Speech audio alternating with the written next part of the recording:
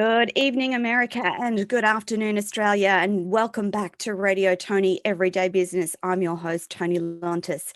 Thank you for everyone listening live on Facebook, LinkedIn, YouTube, and Twitch. I have the gorgeous Payo ready and waiting to respond to your comments and questions and pop all the links into those spaces for you to take advantage.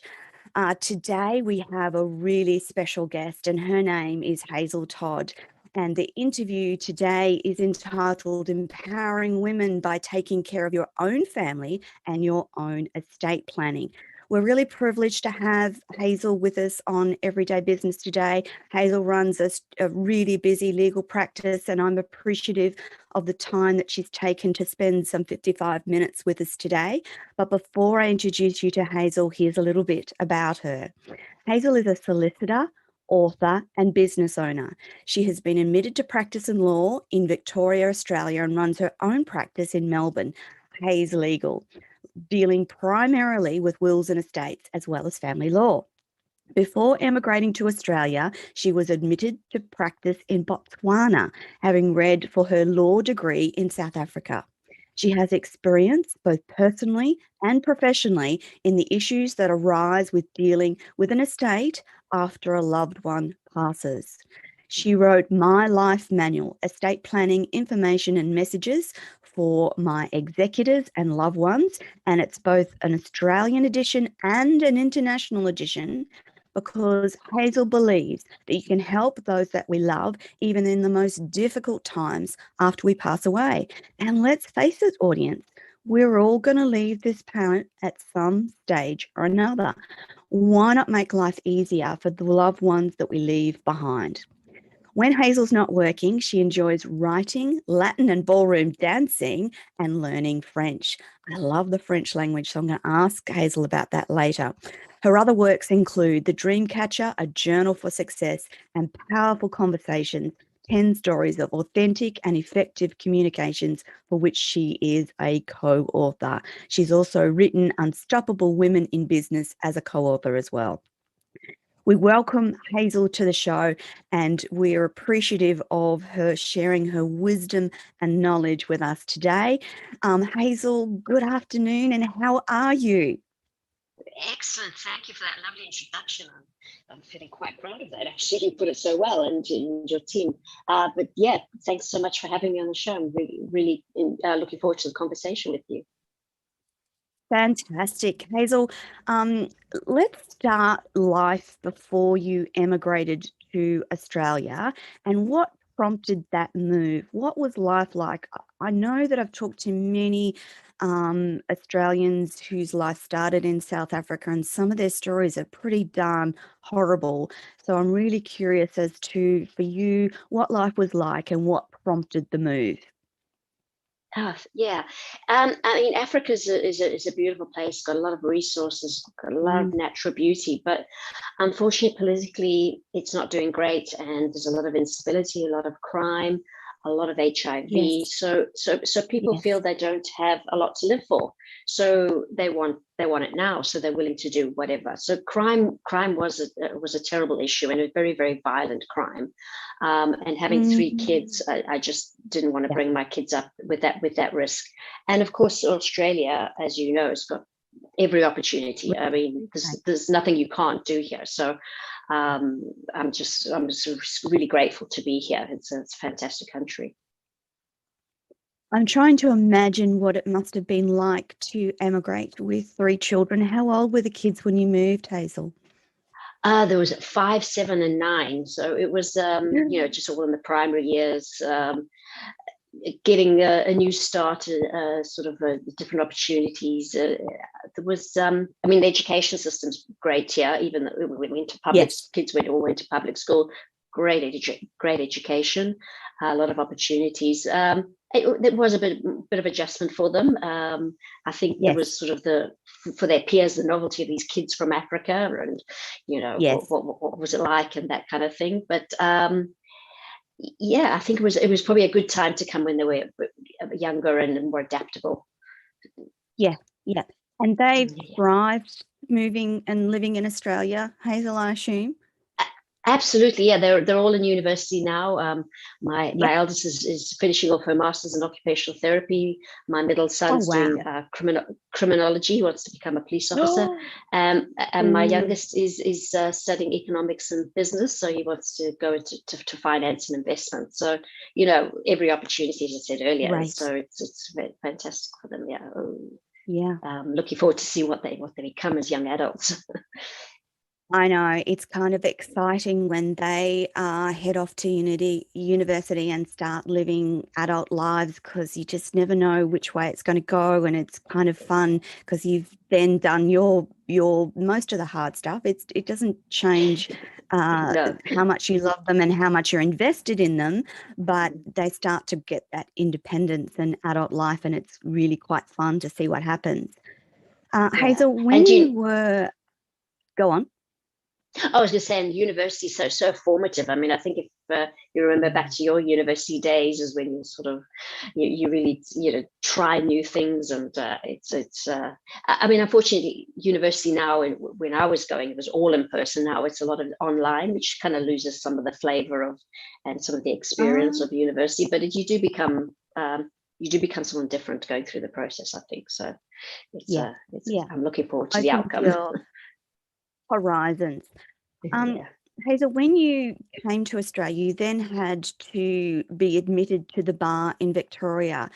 How much of a challenge was that for you at that time? Well, yeah. So I had to go back to uni, and this in law. There's in Australia. There's the priestly 11, which is the 11 core subjects that you have to have. So even though I had a Bachelor of Commerce and a Bachelor's of Laws from South Africa, I had to get some of those core subjects done Yeah. again. And so even though I was never going to practice in those areas, was sort of constitutional law, administrative law. I had to go back to university and Yes. study that again. Then I had to do practical legal training in like articles. So I Oh, had to go back to another college here, and I wasn't the oldest person there, so there's a lot of people doing life changes at all ages. So I didn't stick yes. out too badly. And then of course I had to do supervised training, which was Oh, under another solicitor, which was a bit weird considering in Botswana I'd had my own legal practice for and I had yes. 9 employees, and it was a little humbling starting right from scratch again. Yes. But not long after I finished all of that, I decided to go Hmm. into practice for myself. It's I'm definitely more of a work for yourself. I'm not exactly employee Yes. material. So Yes. No, yeah, I'm yes. delighted to hear that. Yeah. As you know, Hazel, across Australia, currently, there's been lots of conversations about women in politics, women in power, and of course, women in the legal arena in Australia. I'm curious to know what sort of things that you either experienced yourself or heard from other women about being in the legal arena in Australia. Well, just recently there was the top of the scale of more female solicitors than male solicitors in Australia. Just I think it was about a year or so ago. But there is Yes. still that glass ceiling, and there is still quite Yes. a gap in pay, which for me is just untenable. I can't imagine it. It's just Absolutely. it's ridiculous. And I mean, I guess that's one of the reasons why I've gone into practice for myself, to sort of beat my own Yes. drum. And even in my first job in Botswana, Hmm. I was actually billing more and bringing more revenue in for the law firm, and still getting paid Yes. less than my male counterparts. Oh, And that's just wow. insane. So I think a lot of women Absolutely. are sort of standing on their own, getting on their own businesses. Small businesses, I believe, in Australia, a lot of them are sort of female run, and that's They what we are. have to do, just to find our own Try and course bring. and bring a bit of more Mm. quality in our own lives. Yes. Yeah, it's It insane. it is insane that in 2021 we're still talking about equality of pay. And when I say that, I mean for the same amount of pay for the same amount of work. And I would Yeah. hazard to say that for women in the legal profession, there's a level of caring and attention that may not be apparent in their male colleagues. So if you go to a female legal representative, you're going to get empathy, understanding, sympathy, plus all that legal knowledge and wisdom. So do you think that we're starting to see a change, Hazel? Some of it is still a little bit of dead man's shoes in order for promotion. Yeah. But I think there's still that culture of I'm the lawyer, what I say is right, and just listen to me, don't worry your pretty little head. Right. And I think female solicitors can feel empathy. They can feel what someone is going through, and perhaps offer a more holistic service, but just be human in the interaction. I think just more human, as I said. It's just you've got these are people. Human. It's not just it's not a problem to be. Yes, it is a problem to be solved, but it's a human problem, and there's people behind it, and there's people who are affected by the decision. So it's all very well going, do what I say, we'll win this, but at what cost sometimes? And you got to look at the big picture, because there's families involved, there's kids, family law, of course. Yes, it's the mother and the father divorcing, but it's the kids who really feel the heat of and the consequences. And in particular in those environments, in those scenarios, I think a female solicitor can offer a lot more, generally speaking. In talking about the family law, again, it's very topical in Australia at the moment, talking about family law. There's been some recent changes. I'm curious to know, in terms of the legal profession, are you seeing equal numbers of male and female judges, for instance? No, still that inequality, still fairly male dominated. It's sort of obviously have to be careful to speaking of the bench.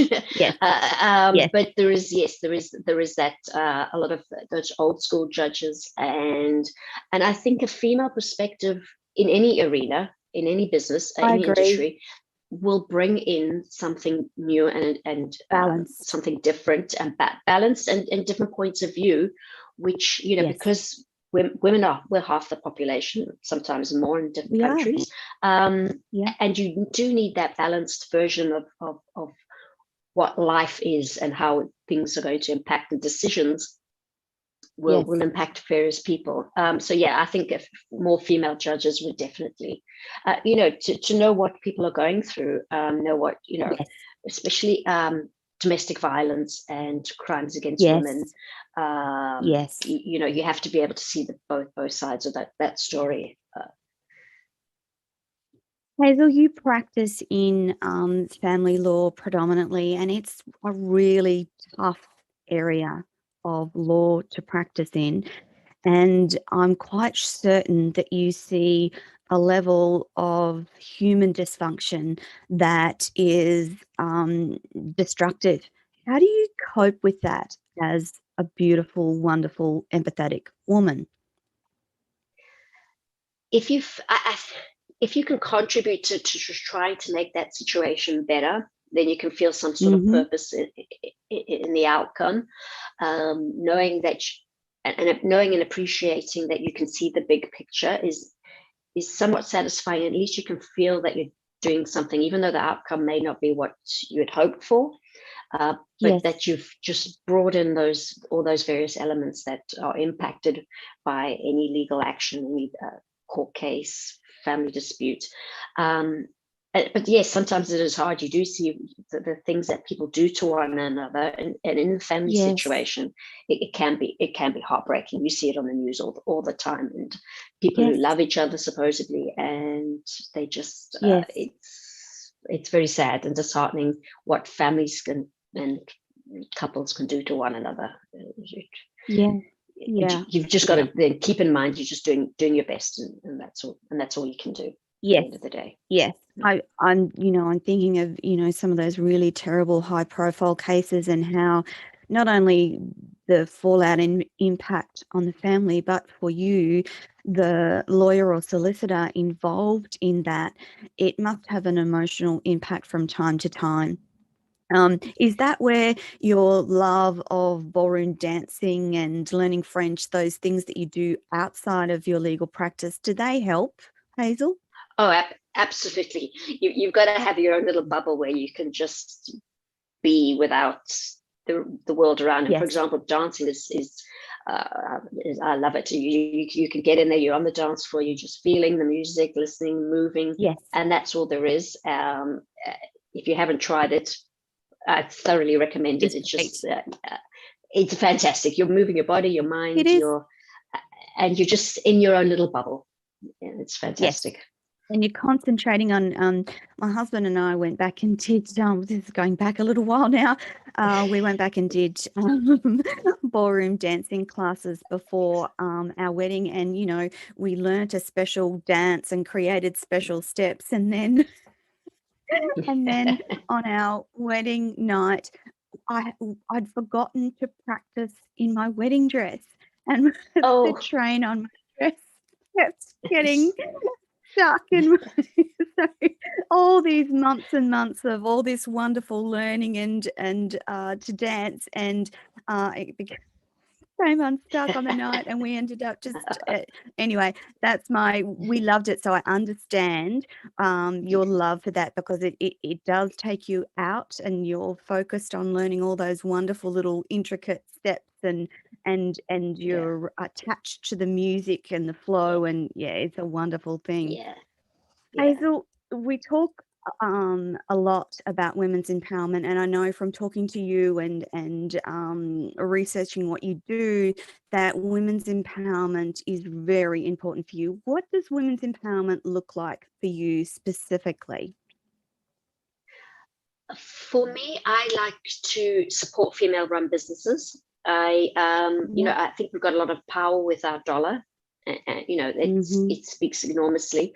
So if you can support small businesses run by women, in just various ways to counter the inequality and the pay gap, I think that's important. And I think also it's seen, and I'm not sure how correct it is, that sometimes women don't support other women. And agreed. Yeah. And when I was sort of first starting out, people, I don't want a female boss, and that's insane. How could you want to elevate yourself but not elevate another woman?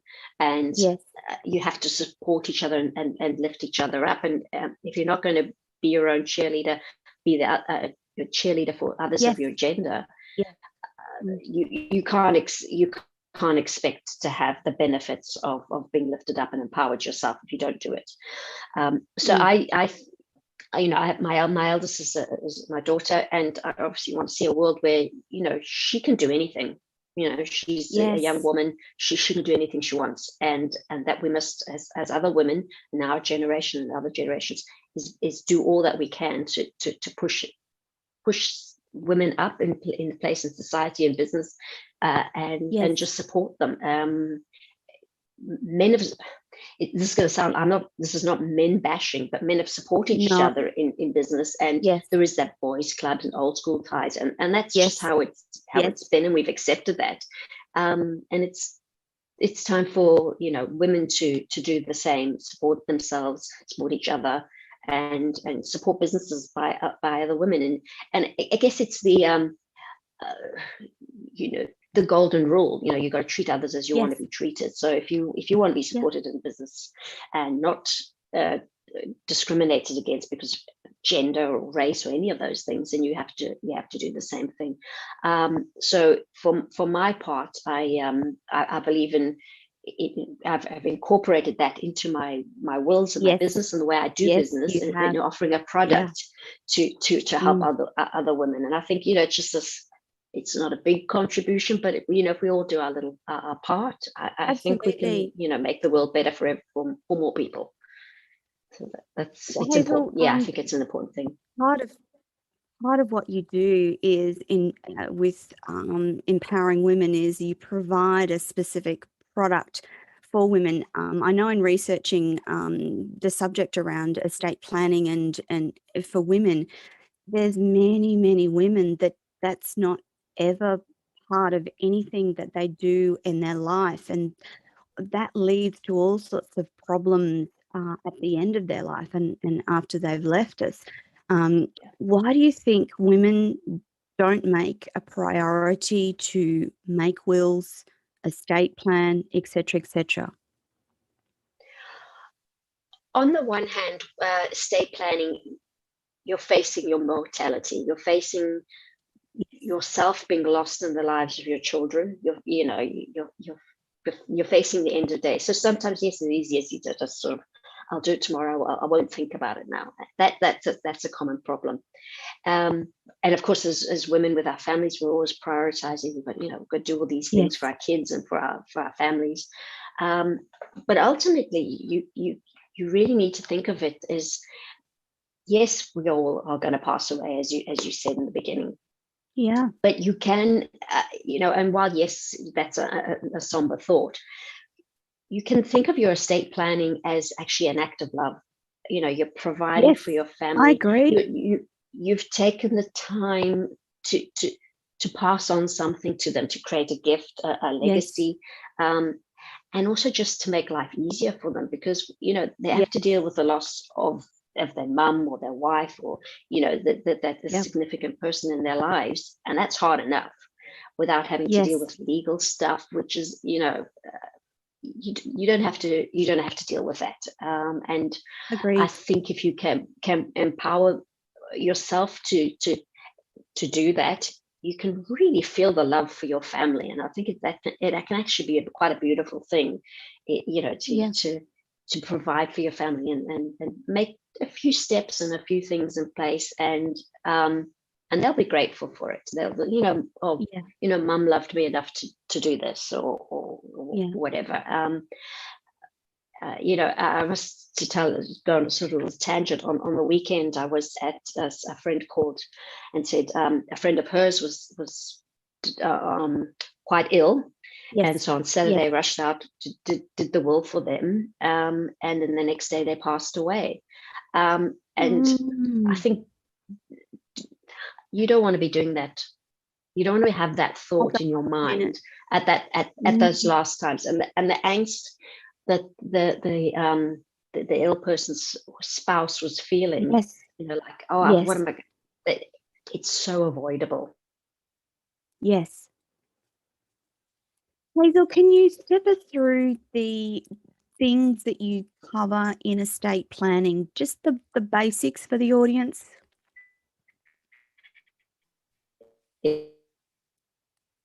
Oh, we've lost Hazel. So avoidable, and that was actually quite a profound moment for me.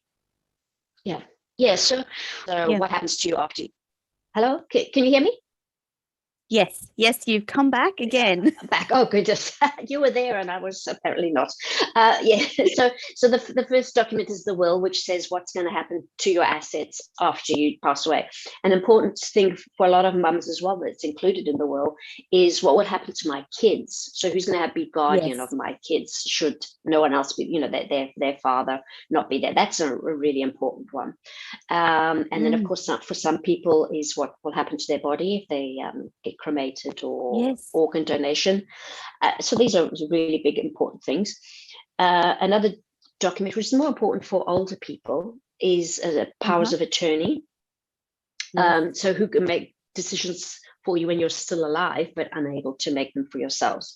And that just saves them having to go. It's a very cheap, easy document to get hold of. It allows you to choose who's going to make decisions for you. And it's a lot less onerous on the person who's actually making those decisions. It's a no-brainer to get that. And the third thing, which is the way I do my estate planning, which is not typical of other lawyers, it's my book that you mentioned earlier. It's my life manual, and in there, that I think that's equally as important as the legal stuff, is firstly leaving information to your family of where's your bank accounts, where's your super fund, and how to make their job easier. And then also it provides opportunities and prompts for people to leave messages of love and affection for their families, and Yes. little things that maybe you want to leave, some prompts maybe you want to leave if your kids are young, and then maybe a stepmother in the process. Maybe you still want to be Yes. remembered. You're still the mum, and you'd want that opportunity to put that information out there for your family. So for me, it's a three-pronged estate planning approach. You can have a more complicated estate planning where you've got testamentary trusts, which may be important for if your kids are very young, or you've got a large estate and you want to protect that from being exploited, the kids being exploited, or that kind of thing. Or if you have a special needs child who won't be able to manage, and that's an important thing. So there are other elements of it, but it's essentially it's those three factors. And you were prompted to write this book after the passing of your father in 2012, weren't you, Hazel? Yeah. So I was his executor, and unfortunately fortunately he had a number of businesses. He had some businesses in South Africa and in Botswana, and some assets in the UK, because that's where we're from. And his estate planning wasn't great, and it was very, very hard, because we'd had ideas of what was needed to be done, and they weren't, with conversations what we'd had, the documents didn't match up, and unfortunately, and sad it is to say, there was a legal dispute with my mother and my brothers and I, and while it brought my brothers and myself closer, it did split up the family, and it's it is so avoidable. So with proper estate planning, you can really minimize the risk of breaking up a family, because every probate court action is a family broken up, for a very silly reason, really, at the end of the day. So, Hazel, if you're planning your estate and you say specifically, this is what I want to happen, then it's very difficult. Is this my understanding? Then it's more difficult for family who feel estranged or I don't know, left out of the will to challenge that if you've got very clear estate planning. Is that correct? The more clear your estate planning, the less likely challenged. Anyone can challenge your will. I mean, you could pass away and I could challenge your will. Of course, I'm not going to get very far, but anyone can do it. But part of the overall picture of estate planning is when someone comes to see me, we say, will anyone be put out by this will? And if yes, then you find out why, and you find out other measures that you can put in place to try and minimize the risk of that.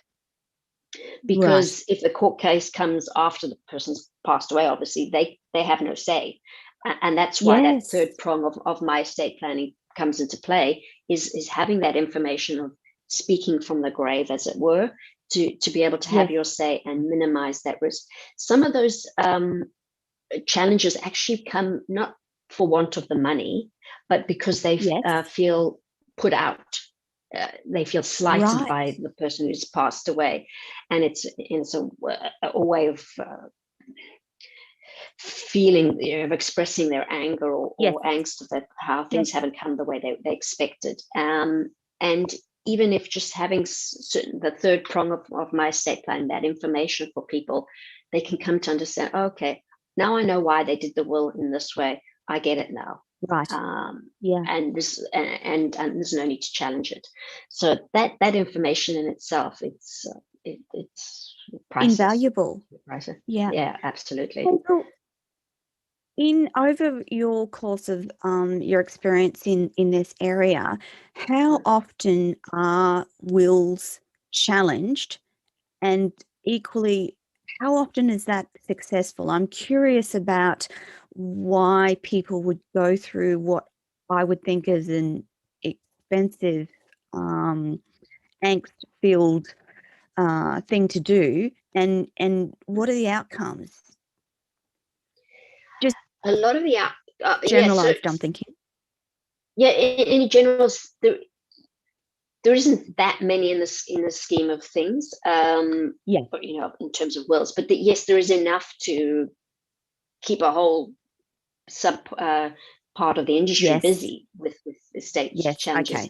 Okay. Yeah, it is a big enough part of the industry that people should really consider that this isn't that they need to get their estate planning in place to avoid it. And people almost get a free shot at it, in that sometimes the courts don't order costs against someone who may have a reasonable case. And Right. a lot of people are sort of also hoping, I'll push it, and maybe in mediation before the trial, people will just be so fed up with it, and they'll just give you Yes. anything to make you go away. And Um, that's the sad reality of it, is that people will take a shot at it. so if you've got pretty ironclad estate planning, you're going to lessen the likelihood of those sorts of challenges and arguments happening. Is that right, Yeah, Hazel? that's right. Yeah, you've got it's much clearer. The reasons for doing your estate planning are quite clear, and you've set out a history and documented, so that Yes. you can have your say even after you've passed away. It's invaluable getting that all those documents Absolutely. sorted and in line. Yeah. Yeah. So number one is your will, followed by the bits and pieces of information that you want to have followed after you've passed, and where Yeah, all those important documents live in your life. absolutely. Yeah. I mean, Hazel, in do today's world, we've people... got Sorry, go on. I was saying, like, in today's world, we've got Bitcoin and all these digital assets as well. Yes. If you don't tell people where they are, well, Yes. you could lose a fortune in Bitcoin, or superannuation or a bank account overseas. It's gone Yes. if you don't tell people. Yeah. Yes. Yeah. Yeah. Hazel, I wanted to ask you, we've talked about different elements of the legal profession. What's the most fun thing for you being in the legal business? What's the thing that you enjoy the most? I do, as nerdy as the sound, I do like problem solving. And sometimes when you get into a state of flow Mm, of creating documents and creating solutions, and creating solutions outside of the box, that yes. I like, sort of, someone comes with a problem, and yes, you can sue them, though that's the obvious one. But if you can find other Yes. solutions, that's so much more satisfying. And then, of course, I've enjoyed bringing writing into my job, in terms of Yes. writing the books, and Yes. that sort of creativity of doing something a bit different has been quite fulfilling for me. Do you have scope within the family law side of the practice to come up with innovative and creative ideas for solving some of those really difficult to solve family issues? Do you have much creativity in saying to the parties and the judge, well, what if we did X, Y, Z? Would that not work for both?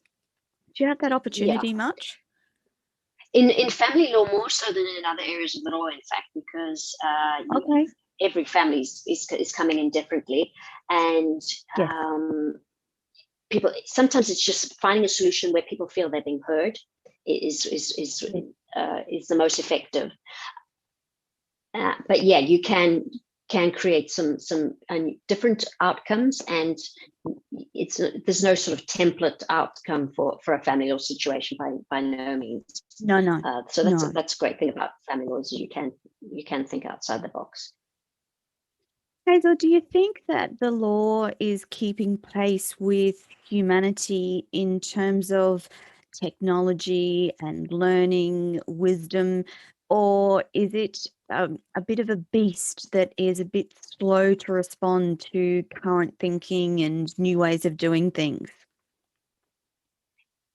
It has been, but now it's really taken on board technology. We've got for Yes. example, all our conveyancing is done completely online, much simpler process Fantastic. than what it used to be. Yeah. it really isn't quite streamlined. And even with the COVID, we've got sort of, before that, even with criminal matters, it was more the technology was used in terms of streaming and being present in court via Zoom or whatever technology they used. And now even, which is what just I'm using in my own practice, is automation of documents. So you can save some time in creating, for example, wills is the area that I use it on, and it just makes it less expensive for your clients. So you can use technology to be so much more effective and produce a result a lot quicker. So it's definitely coming up there. I know when I started practicing law over in Botswana, the principal used to dictate his notes and give it to the secretary, and she type them up, and I mean, and then send them out. And, I'll send them out, and now it's you've got document automation and voice recognition and emails and online filing of documents, and so it is encouraging to see that while we were a bit, the law can be slow. It's not. It is embracing technology. Yeah. Because sometimes you hear about different cases, particularly around family law, where the children go from being a toddler to a preschooler within the time frame that they're trying to sort out whatever legal family matters need to be sorted. And I was just curious to know that process was starting to speed up because of the technology that we have access to now. It's not so much speeding up the bringing cases to fruition. So some cases, can take a long time, and some people know how to slow it down, manipulate it, and that is unfortunate. So from beginning to end, there is still that you're still needing that judge to make a decision. In those cases, and it's those there is still that time delays in those cases where technology is just can't help you. Doesn't matter. And there is a backlog still from COVID where where it just wasn't practical to get everyone in via Zoom. Absolutely. Hazel, do you think that there should be penalties for people who deliberately try and slow the legal process down? Yeah, I think so. And people who try and use loopholes, and the system, the legal system here is also one of equity and law working together, sort of what is fair and right, and what is so sometimes equity can make bigger problems. For example, with equity is what is fair and so on. In family law, then we have less certainty of what an outcome will be, because we're saying, well, what's fair? And whereas if the law says A, B, C, we know what's going to happen, but equity makes it less fair. But so that it can be exploited in that way. So it's very hard to sort of pinpoint, well, someone's manipulating the system and someone's going for what's fair. But there are cases where people just don't show up, and then they say, oh sorry, I got the date wrong, and in those cases there should be definitely greater consequences, because they're wasting everyone's time, and the court's time is valuable. It's a limited resource. It is, but it still happens. Hazel, in thinking about some of the more urgent matters that might arise from family law, for instance, if we're talking about the safety and protection of women in, say, a domestic violence situation, does the law now have capacity to move fast in those situations, or is it still a little bit cumbersome and slow in terms of protecting women and children? The law itself, I believe, is still a little bit slow on that. There are sort of ancillary bodies which can help, protection agencies, and they are taking on a bigger brunt of the work in holding women and children in safe environments. But no, I think there is definitely room for improvement and faster action that can help. Help women, and I think it's not even so much the speed at which these processes take place is that the women Mm-hmm. aren't actually being heard. You know, they're Yes. a Yes. real concern as to the safety of themselves or their children, and that's not being heard. And I think perhaps if there were more women involved in the higher up positions, I think that would certainly address that issue. That would, but that would certainly help. But it's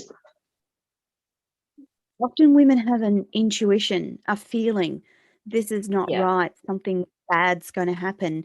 And for people listening to them, that's very hard to quantify or put into real and actual terms. But talking to many, many women over many years, there's often that feeling of impending doom. And if we were able to listen to them in that instance and have it documented and have some safety around them, we would save a lot more women, because our statistics are horrendous, aren't they, Hazel? Around the protection of women and children. Just not absolutely. Not what they should.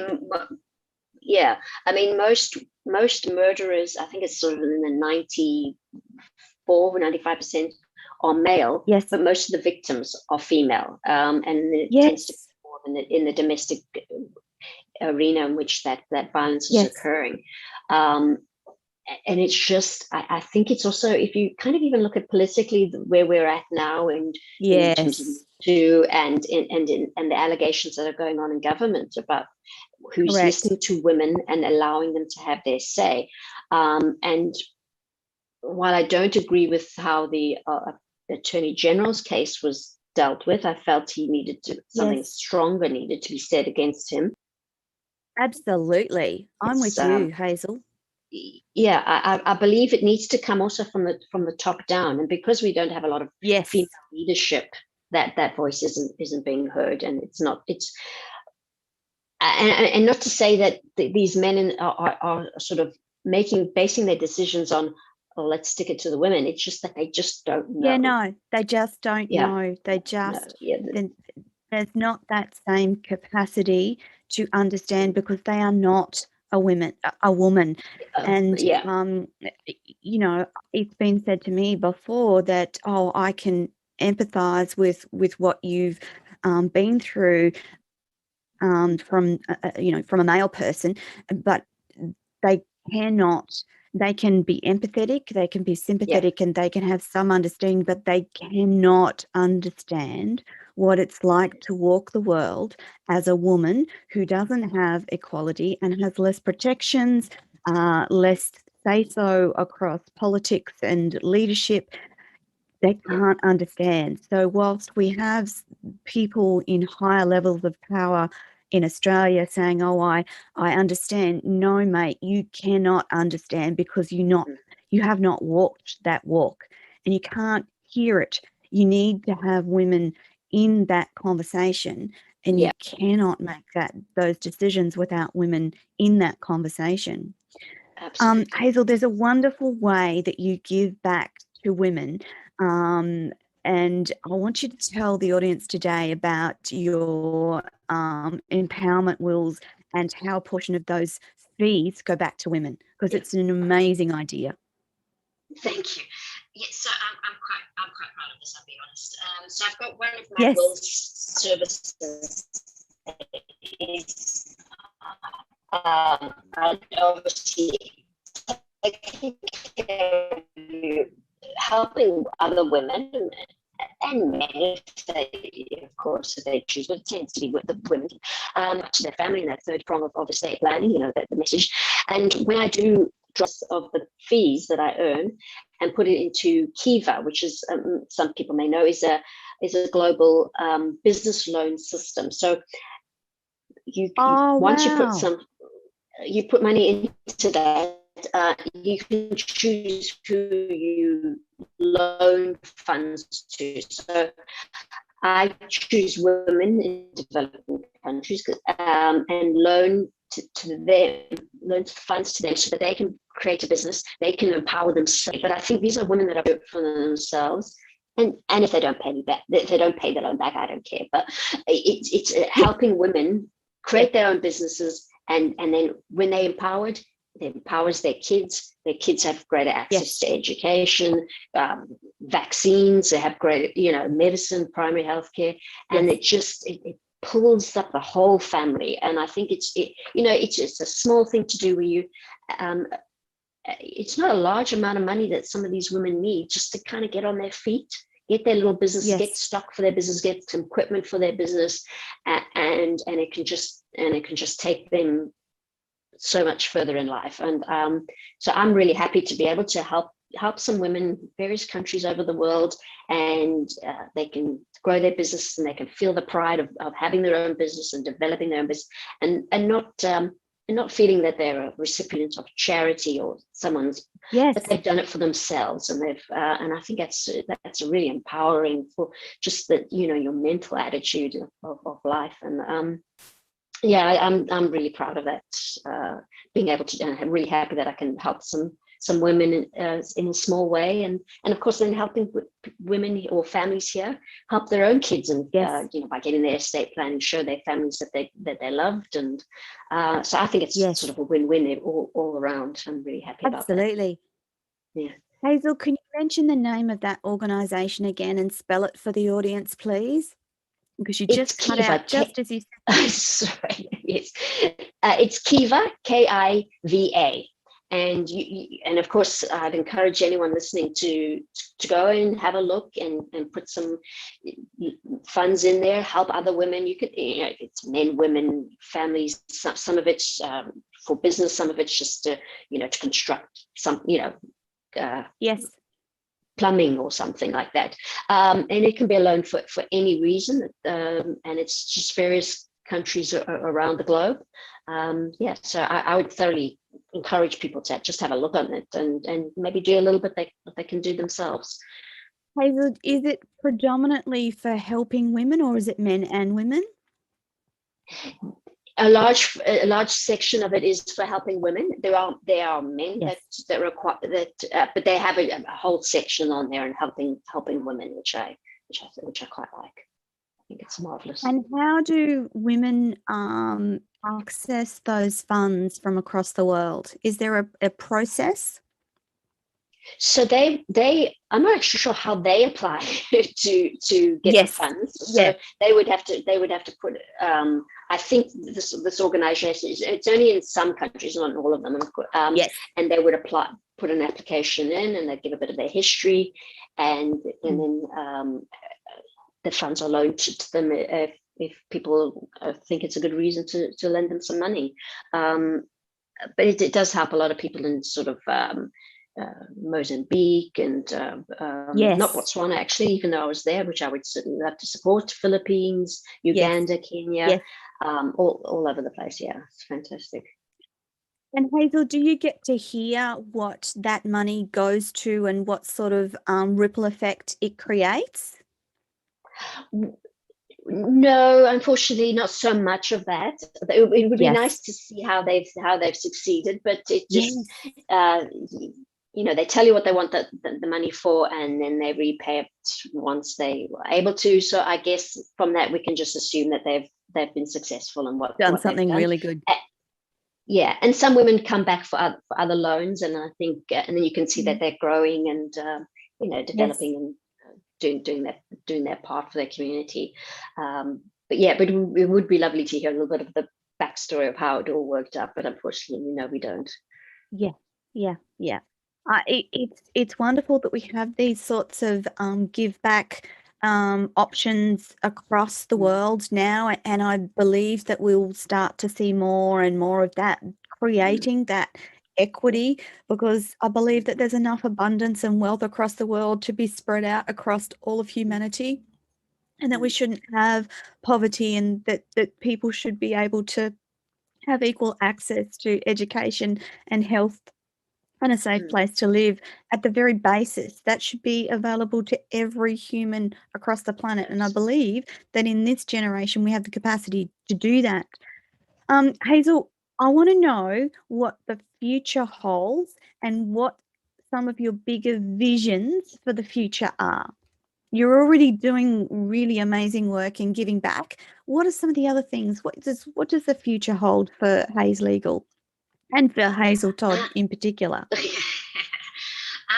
I would like to see technology coming into play more in my business, and Yes. being able to then offer even a more effective service to people. I think you can then use technology to counter those arguments. Oh, don't have time to do my will now. Oh, it's too hard. Yes. And you can use technology to make that an easier process for people. I would like to be able to move more of my resources and time into these empowerment wills, where Yes. it's not a large part, unfortunately, at this stage. But I would like to be able to move almost completely to that, if the situation allows for it, and making the most of life. I mean, I think with dealing with wills and estates so much, you're reminded daily of your mortality, and then it's sort of a good reminder to make use of what there's no guarantees, and make use of the time that we have. No. And just live to the fullest, and maybe don't take things so seriously all the time. It's not going to be a big problem forever. So, So Hazel, your recommendation is that everyone should have a will, and that it should be simple. And how often should people update a will? Yeah, everyone should certainly have a will. It just takes care of those little questions that people will have, your family left over. You need to update it in any major life event. So if you've got divorced, have other children, and when people are aging, it's not so much when you change your assets, although that can be. Most people, when they draft a will, they'll say, "I'll leave it in shares, equal shares to my 3 kids," and so we don't tend to anymore have these, and I'll leave this to this person, and my gold watch. Although of course people do leave a few sentimental out, but for the most part it's divided equally. So it doesn't. So when your assets change, no, it doesn't matter. But when your needs change, and if you're you might want to just update more the third prong of your estate planning, and get that information that needs to be put out there. And I think that's the most thing, is it just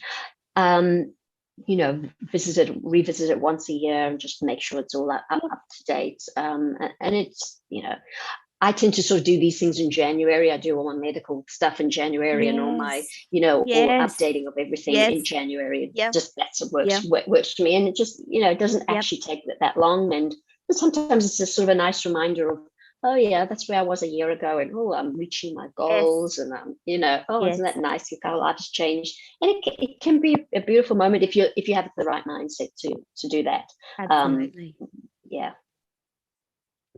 Hazel, we are just about out of time. Thank you so much for coming on Radio Toni Everyday Business to talk about the wills and the importance of estate planning. For anyone in Victoria, don't forget to jump on to Hazel's website, HazeLegal.com.au.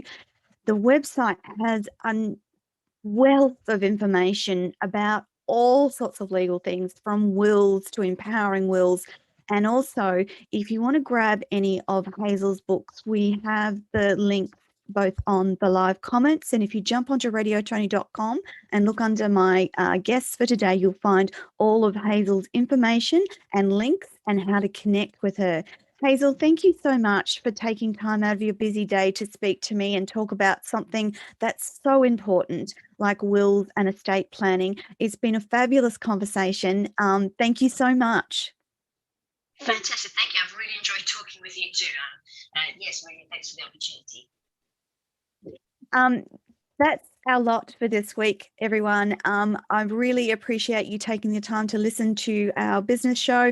Don't forget, jump on to radiotoni.com and jump on and find out all the information that Hazel's talked about today, and in particular, links to her books that are written from an Australian perspective and also an international. So there's 2 versions, an Australian version and an international version. And for those of you living in Australia, connect with Hazel. She runs an amazing program with a whole suite of legal services. Hazel Todd, thank you so much for being on Radio Toni today. And that, my friends, is your lot for this week. See you all next week, and bye for now.